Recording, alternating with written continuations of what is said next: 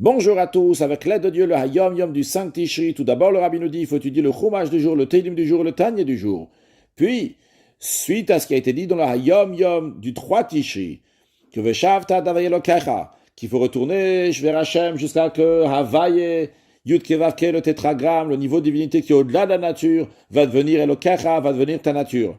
Et que le Rav Tzadik, Reb Shulam Zushian de Anipoli, il a dit qu'il ne peut pas arriver à ce niveau-là directement, il va partager ça en plusieurs étapes qui sont liées avec Teshuvah, qui a 5 lettres.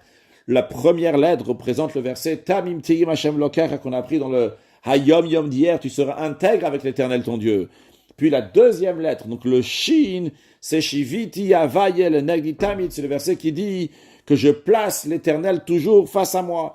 Et le Rabbi Rachab est en train d'expliquer à son fils, et il lui dit donc qu'est-ce que représente cet Avodat Teshuvah, ce travail de Teshuvah. Et le Rabbi donc nous ramène ce que le Rabbi précédent a dit, donc le Kitsur, le résumé, donc cette manière de Teshuvah. Havaye, quand on dit Shiviti Havaye, que Havaye, Hachem, donc il est toujours devant moi, je le place toujours devant moi. Déjà, il faut savoir que Havaye, ça représente quoi? Ça représente la Hitavut, Havaye de langage de Hitavut, donc de faire exister le monde, de faire exister les créatures. Et toute l'existence des créatures et la vitalité qui est aussi dans ces créatures, c'est de manière qui est Einaror, qui n'a aucune commune mesure entre ce qu'il y a avant et ce qui vient, la création elle-même, c'est Me'aïn le Yesh. Avant il y avait Aïn, il n'y avait rien du tout, après il y a un Yesh, après il y a une existence. Quel rapport maintenant avec la Tchouva, que Dieu il crée, il fait exister le monde, mais Aïn le Yesh, du néant à l'existence? Eh bien, c'est un travail de Teshuvah qui vient par le fait que la personne, là, constamment, à ses yeux, il place Hachem devant lui. Qu'est-ce que ça veut dire? Il place Havaye devant lui.